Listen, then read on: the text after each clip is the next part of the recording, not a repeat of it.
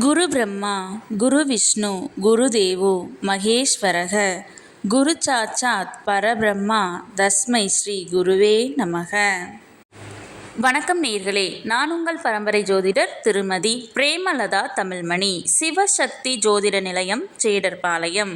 இருமனம் இணைந்து ஒரு மனமாய் 16 பெற்று பல்லாண்டு வாழ துல்லியமான திருமண பொருத்தம் பார்க்க வேண்டியது மிகவும் அவசியமானது. நான் நமது சேனலில் ஏற்கனவே 27 நட்சத்திரங்களுக்கும் திருமணத்திற்கு எந்தெந்த நட்சத்திரங்கள் பொருந்தும் மற்றும் பொருந்தாது என்று திருமணத்திற்கு நட்சத்திர பொருத்தம் பார்க்கும் ஆண் பெண் என இரு பாலரும் பயன்பெறும் வகையில் ஆண்களுக்கு ஒரு வீடியோ, பெண்களுக்கு ஒரு வீடியோ என 2 வீடியோக்கள் பதிவிட்டுள்ளேன். அந்த பதிவுகளில் 27 நட்சத்திரங்களுக்கும் ஒரே வீடியோவாக உள்ளதால் உங்கள் நட்சத்திரத்திற்கு பொருந்தும் மற்றும் பொருந்தாத நட்சத்திரங்கள் யாவை என கண்டறிவது சற்று சிரமமாக இருக்கும் என்பதால் 27 நட்சத்திரங்களுக்கும் தனித்தனி வீடியோவாக ஒவ்வொரு நட்சத்திரமாக வரிசையாக பார்க்க இருக்கிறோம்.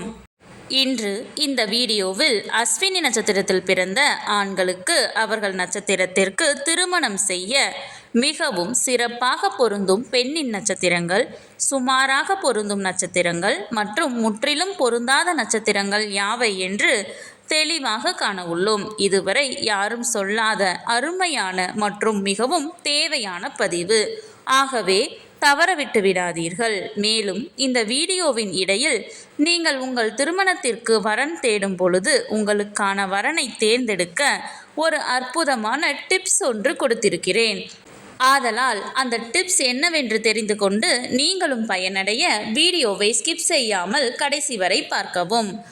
மேலும் இந்த பதிவை காண்போரின் கவனத்திற்கு, நட்சத்திர பொருத்தம் என்பது திருமண பொருத்தத்தில் அடிப்படை மட்டுமே ஆகும்.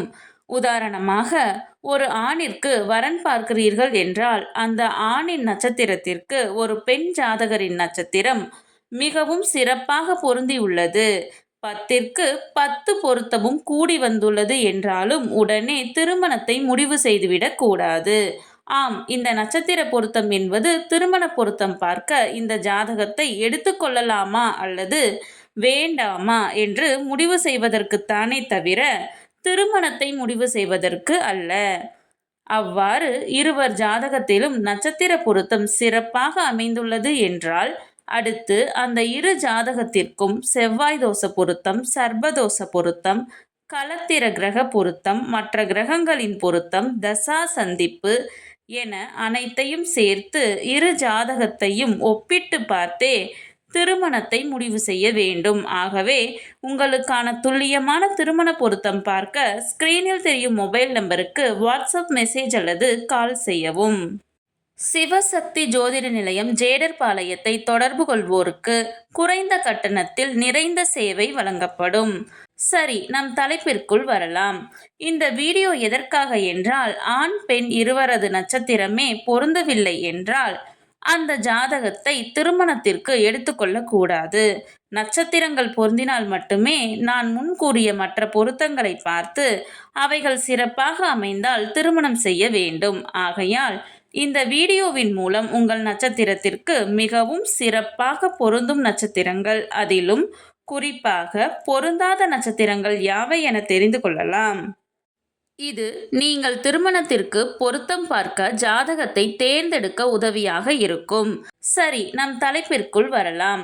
ஆணின் நட்சத்திரம் பரணி என்றால் அவர்களுக்கு மிகவும் பொருத்தமான நட்சத்திரங்கள் கிருத்திகை 1ஆம் பாதம், ரோஹிணி, மிருகசீரிசம், திருவாதிரை, புனர்பூசம், பூசம், மகம், உத்திரம் 1ஆம் பாதம், சித்திரை 3 மற்றும் 4ஆம் பாதம், சுவாதி, விசாகம் 1, 2 மற்றும் 3ஆம் பாதம், மூலம், உத்திராடம், திருவோணம், சதயம். பரணி நட்சத்திரத்தில் பிறந்த ஆண் ஜாதகருக்கு சுமாராக பொருந்தும் பெண்ணின் நட்சத்திரங்கள் அஸ்வினி, ஆயில்யம், விசாகம் 4ஆம் பாதம், அனுசம், அவிட்டம், பூரட்டாதி 1, 2 மற்றும் 3ஆம் பாதம், உத்திரட்டாதி.